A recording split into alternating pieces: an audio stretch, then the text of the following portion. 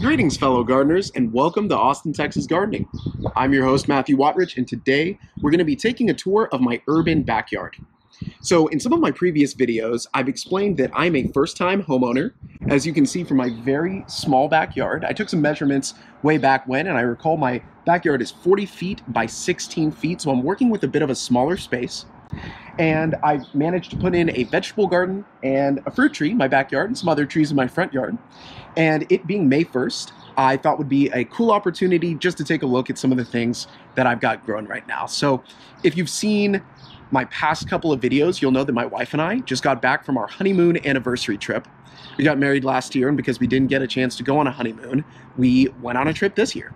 And it was really beautiful. It turned out great. I have a lot of cool footage coming up, so if you're interested in tropical fruit, mangoes, avocado, and botanical gardens, we saw a whole bunch of different cool things that I'm working on videos for, but because it's May 1st, I wanted to get a garden tour video out and just show what the progress of all my plants are at, and more importantly, my peach trees, which I'm super excited for this spring. So normally, in years past, around May 1st, we've gotten highs in the 90s, nighttime lows in the 75s, 80s.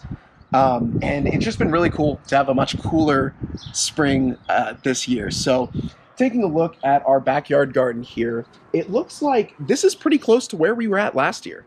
These larger plants here that have these white flowers budding on them, if I circle around here, are actually cilantro.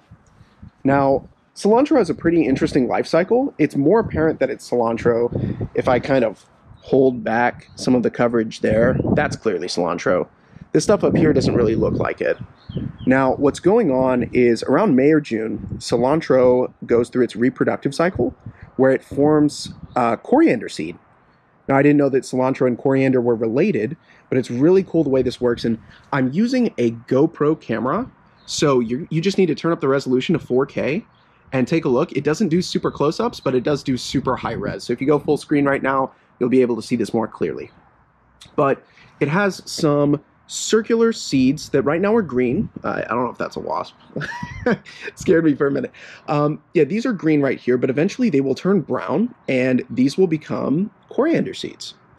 So just a really cool plant. I love cilantro, and I love coriander as well. It's a great spice for making curry and all sorts of other things. And of course, you can pick the seeds and replant them, which is where these plants came from.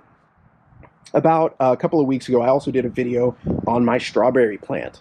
And I don't necessarily think it's the end of the season. Just being gone for a week, I think that without giving the slugs any beer, if you haven't seen that video, I was giving the slugs beer to stop them from eating my strawberries.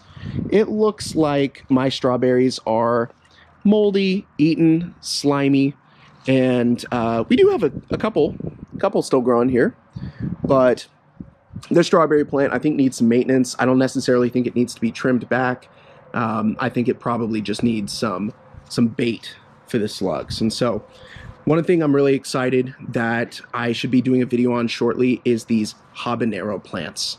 I'd kind of said something about them. Let me get my camera down my bed here. I'd said something about them when I was filming the strawberry video, but do you see these white flowers on the underside of this plant here? These are going to be turning into habaneros. And I love spicy food. I'm not exactly sure what I'm going to cook with these once they mature a little bit, but I definitely will be doing some cooking with them. And so even though it's May, I still have my winter garden here. It's cabbage, cauliflower, and celery.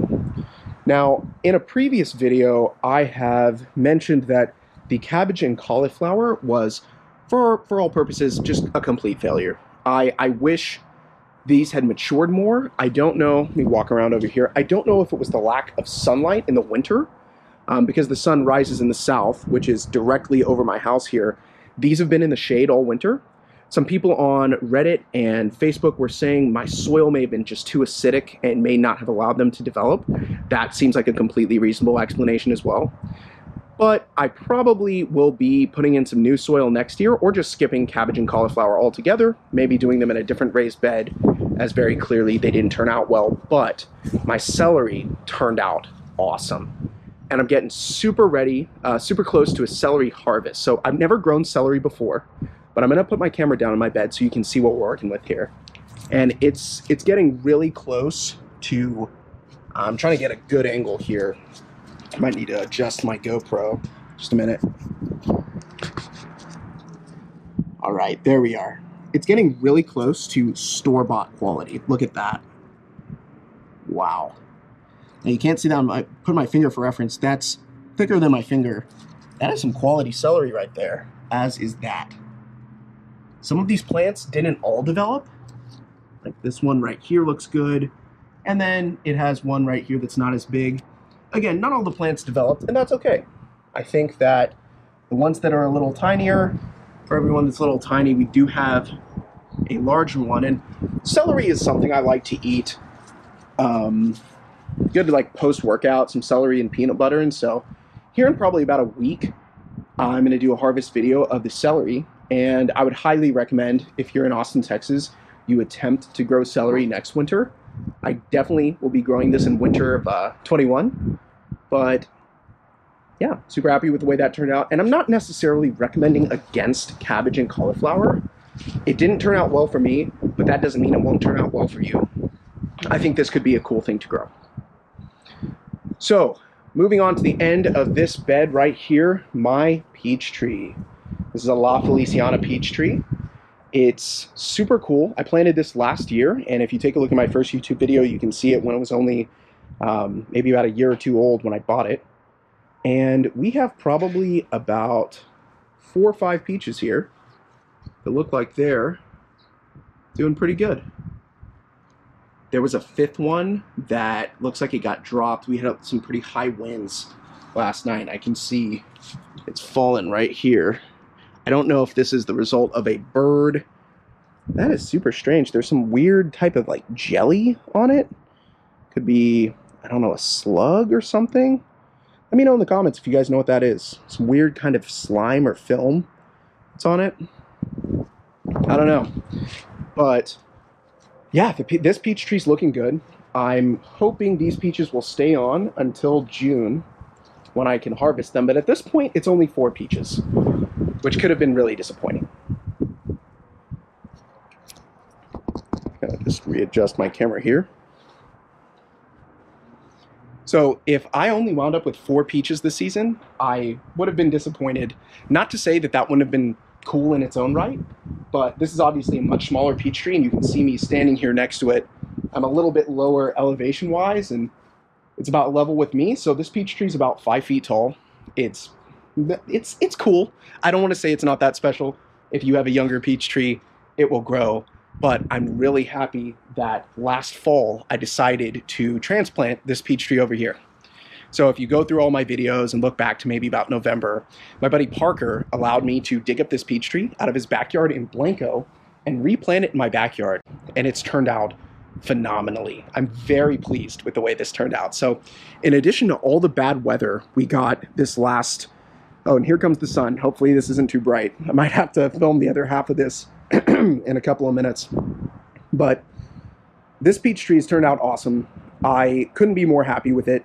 In addition to all the ice and snow that we got this last year, I don't know if all that cold weather helped bring out these peaches, but you can definitely see from the tips at the top of the tree, there's not really leaves at the end of all these branches.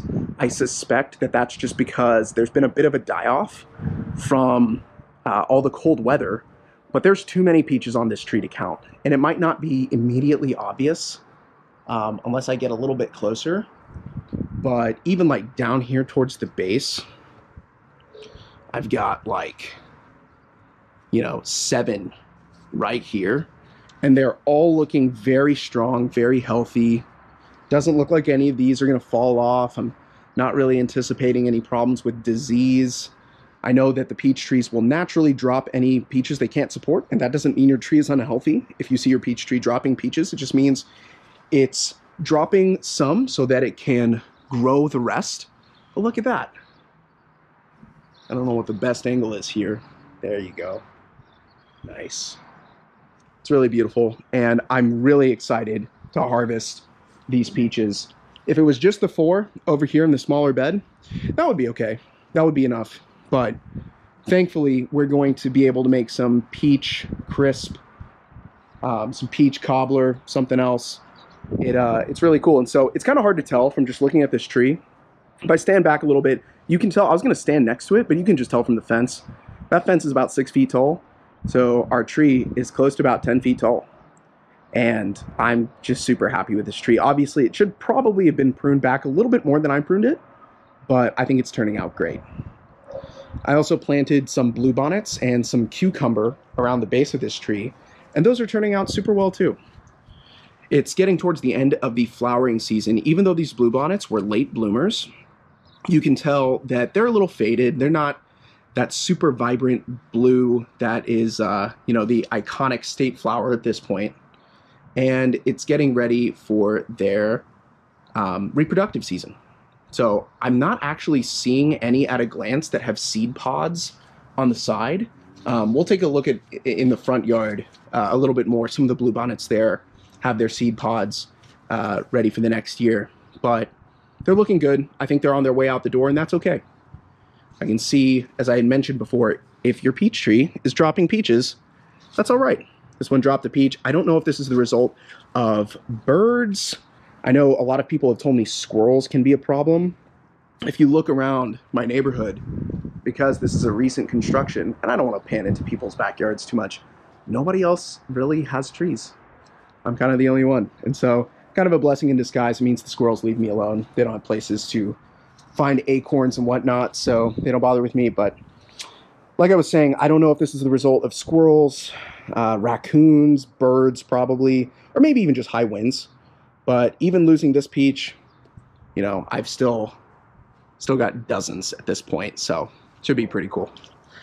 And additionally, these yellow flowering plants down here are cucumber.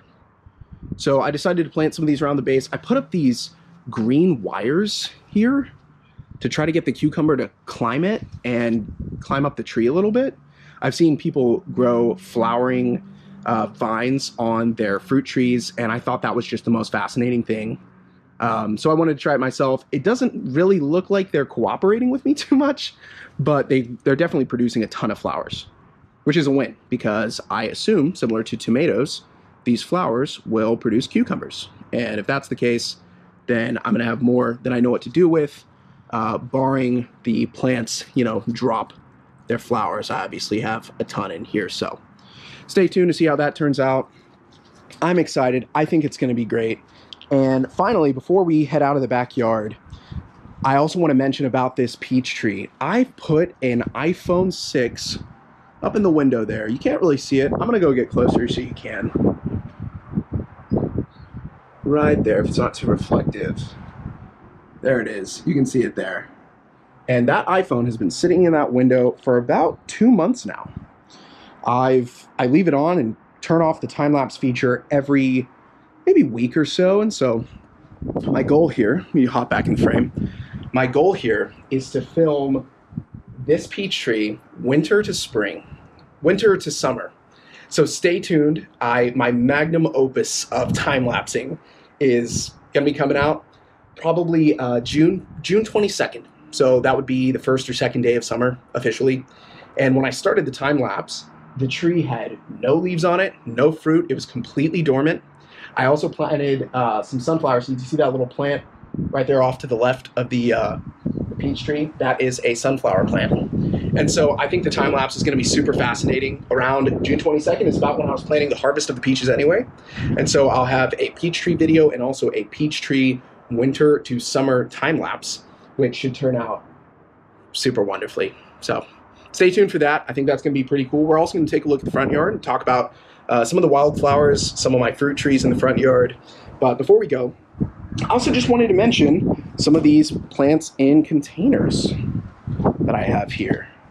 So I used to have these in my front yard. I decided to move them into the back because they were just getting out of control. But you know, I have an HOA, so I can't just have Home Depot buckets in my front yard. It's a little too trashy. But something pretty cool here. So if you go back, look to January the 7th, you'll see a video where I planted that potato right there in this bucket. And so I made a video called how to grow sweet potatoes in a container, or something to that effect. Now, the life cycle of sweet potatoes is about 4 months from planting to harvest. And this sweet potato's been hanging out for about 4 months. It'll be 4 months on May the 7th. So next week, I'm going to turn this bucket upside down, see what's in there. And I have a lot of hope, because if you take a look at the bottom of the bucket down here, you can see these little holes. Maybe it's not super apparent. I don't want to tip the bucket over all the way, but there are some roots popping out there in some of the bottom of these holes I put on my bucket. So fingers crossed, if there's roots at the bottom of the bucket, that tells me that the roots have filled the entire container, and there's probably tubers in there, and I think we're going to get some sweet potatoes. I also took a couple more sweet potato slips and put them in this bucket here, which when I put them in, they were very small. Like, each one of them was smaller than this one right before we went to Hawaii. And since we've gotten back, you can see they've grown a bit. I think they look pretty cool. So excited for that.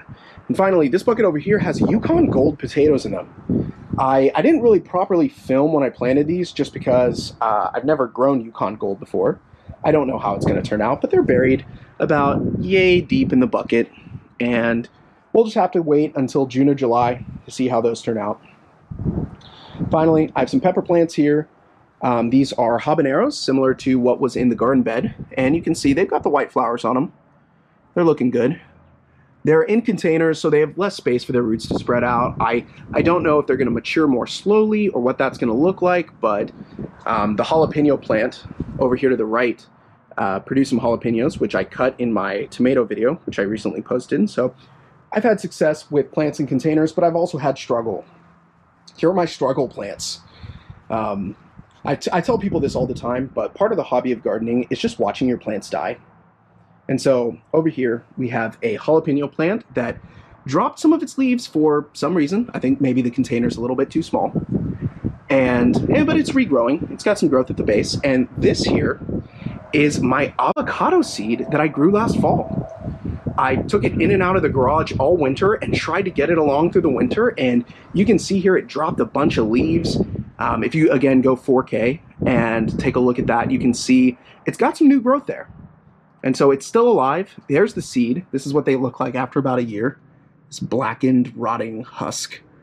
And I'm starting to think that this avocado needs to be transplanted into a larger container.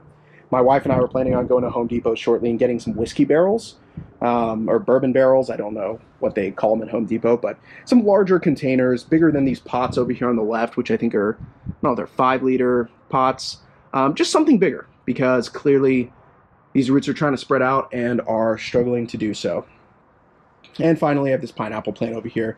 It's not that interesting. I potted it like, I don't know, 6 months ago, and it hasn't done anything. I'll make a pineapple video when I figure out how to grow them, but right now I don't think that's fair to say that I know how. So there you have it, folks. This is my nice, quiet, little urban backyard. Maybe suburban backyard is a better term. As I had mentioned at the beginning of the video, my yard is about 640 square feet, 40 feet on this back wall, 16 on the sides.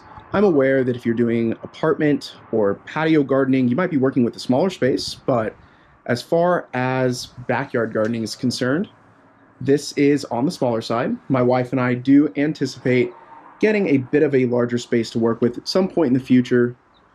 I'm not sure what camera angle is best to see the whole thing. I think probably, maybe if I walk over here. Yeah. So it's very quaint, very nice. We love it here. But there are some storms coming, as you're probably watching this on Sunday or Monday. So I'm filming this on Saturday. I'm going to walk through my home here and go to the front yard. Before it starts raining, we'll take a look at what we're working with.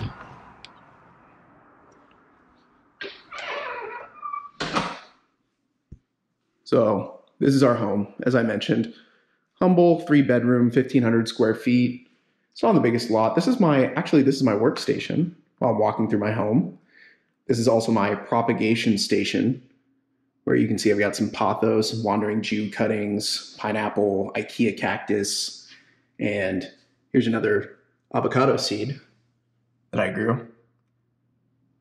And I keep these on the windowsills. I've got some habanero hydroponics here, growing some habanero seeds in these little containers. And it's not a big house, but we make use of the space we've got. Got our monstera and fittonia cuttings right here. Pretty fun. So as for the front yard, I'm not really sure what to do at this time of the year. Some Mays are really beautiful.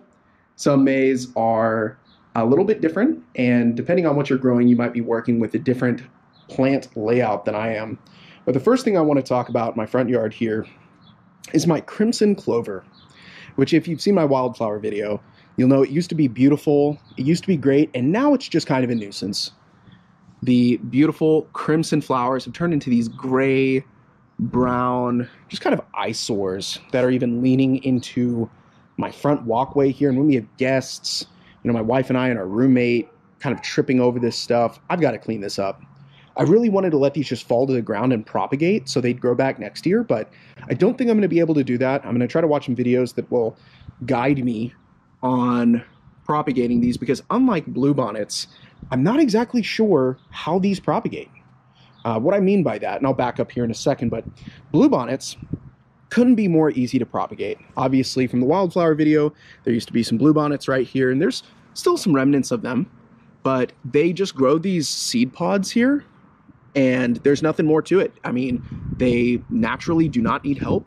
The seed pods will eventually dry up and fall. I guess you could pick these seed pods and dry out the seeds and plant them yourself, but my plan for the bluebonnets is just to let the seed pods dry up, fall down, and regrow. But over here, I'm not really sure if that same approach is going to be justifiable. And you can even just see from looking at my front door, my beautiful hanging, I guess they're pansies? Is that what they are? Kind of drawing a blank on here. Whatever they are, my ornamentals, not so pretty. I'm thinking a trip to Home Depot is probably in order at some point soon. I just did a video on my front yard vegetable garden, so I'm not going to talk about it too much again. I'm growing habaneros, peas, tomatoes, I guess cilantro, green onion, and my tomato plant is starting to suffer some blight, I guess is what this is called. The leaves are drying up and withering. I think that's just because we're starting to see summer daytime temperatures a little bit higher than 80. And obviously, still have a ton of tomatoes on the vine, a couple dozen, so I'm just going to let those ripen. And I'm anticipating, I mean, it's pretty obvious, even just the way these flowers are falling here. It might be more of an issue with the nighttime temperature than the daytime temperature. If you want to compare side by side, you can see what the plant looked like just a week or two ago. But the other problem with this front yard bed, and I made this pretty clear in one of my previous videos, I have a slug problem. That's really obvious from this habanero plant punched full of holes right here, or this tomato plant that clearly has just been stripped of, if I hold my camera right, stripped of its foliage. It only has one tomato there. Probably made most clear from this tomato plant, which the tomatoes are broken into, rotting. I have slugs just coming in and eating my plants. I planted a bunch of these pink flowers in this bed, which I believe they've kind of eaten away at as well. This is one of those, again, I don't think they're pansies. Maybe there's still a sticker on this. Yeah, I don't think that name is right, but that's what the pink flowers normally look like over here by my apple tree, which is doing awesome. Very healthy, very beautiful. This is what we're aiming for, and it kind of looks like the slugs are getting to this as well, but not nearly as bad as they're doing over here. So all that being said, the front yard garden's looking good. I just think I could probably spice it up a little bit. Green onion's doing awesome. I mean, if you've seen my green onion time-lapse video, I regrew these from store-bought green onions, planted them, and they've been doing great. We haven't had to buy green onions probably in 6 or 7 months, and I only have 5 or 6 plants here. I guess there's 9, realistically. But highly would recommend growing those in Austin or just anywhere where it's, you know, cool and temperate at night in the winter, and even in the summer. These guys are powering through. I guess we'll have to just figure out if they make it through the July you know, 90-degree summer. But that being said, moving on. So I kind of stepped over here a moment ago to talk about the bluebonnets, but all of the wildflowers in general, I've just encountered a problem at this point. My wildflowers are beautiful, and in the same way that these have just become a nuisance, now these are starting to die and starting not to look as beautiful as they once were. I'm starting to notice stuff like this, and I've been cutting some of it back as I've found it, but like this here, I don't know if that's very apparent on camera. It's kind of hard to tell on my little GoPro screen, but just dying wildflowers that don't look great. These cornflowers, they are pretty. I don't want to say they're not pretty, but everything's kind of withering away as the temperature warms up, and I just feel like they're blocking the view and light to my fig tree here. And my fig tree doesn't have any fruit on it. I've been pulling back these flowers and kind of taking a look around the base, you know, searching around for some fruit. I believe we got some fruit in August of last year, so we'll just have to keep looking. And I think at some point pretty soon, I'm gonna just go ahead and cut back all these wildflowers, because it's just reached a point where I don't really feel like they're as pretty as I used to think they were. Now they're just kind of in the way, at least around my fig tree. But my fig tree's doing great. As I just mentioned, my apple tree's doing great. And this is really what I was aiming for as far as like a wildflower bed was concerned. What's around my olive tree here. If you're wondering how it got smaller from January, watch my Snowmageddon video. Basically, just in summary, the snow killed it back quite a bit, and it's been regrowing from the base. You can see these sticks sticking out there are what was left of the old tree, and this growth around the base is the new growth. So I don't think we're going to get any olives this year just because of how tiny it is, but thankfully it did pull through. Fingers crossed. We've used up all our bad luck this last winter, and our next winter will be warmer and our olive tree will suffer less. But with whatever happens, I would just like to cut back my wildflowers over around the fig bed just to be a little bit similar to this one. I think that as beautiful as these wildflowers are, and I love bluebonnets, I think these cornflowers are a great addition to. The crimson clover was awesome, more in April, but I just want this to look a little bit more kempt. I think it's so surprising how much I've fallen in love with gardening during the pandemic. So if I've not made this clear, I'm a software engineer. I've worked for a variety of companies, and I've never found myself wanting to go outdoors as much as during the pandemic. I've always liked camping and hiking and stuff like that, but the need for getting some fresh air and finding something physical to do outdoors has been made so clear to me over the past, I guess, 15 months now. And so gardening is an awesome hobby. I've loved it so much, and I've loved to walk around my property and kind of show you guys the space that we're working with. Again, if I didn't make this super clear at the beginning of the video, I'm going to flip the camera around. And this is what I mean by urban gardening in small spaces. Obviously, that strip to the left is my neighbor's yard, but that's the space I'm working with. I haven't measured the square footage here, but it's 640 in the back. And over here, I mean, I would guess like this front space with the 3 fruit trees is probably 400 square feet, if that. Maybe more realistically, like 270 or 300. This is smaller than my bedroom. So we don't really have a ton of space to work with here, but I like to try to make the best of it. And so stay tuned. There's going to be a lot of new videos coming out soon. I have Hawaii videos, botanical garden tours. I was thinking about going down to the Austin Zilker Botanical Garden and just walking around with my 4K camera, doing a little bit of filming I thought might be fun. But also wanting to fill in this bed with some more heat-tolerant plants for summer that's coming up soon. So, well, it's starting to rain a little bit, so I'm gonna be heading inside, but thank you guys for joining me on this tour of my front and backyard fruit and vegetable gardens. Urban gardening in Texas is a lot of fun. I do hope one day to have a lot more property than this little slice of gardening fun here. But again, thanks for watching Austin, Texas Gardening, and I'll catch you on the next one.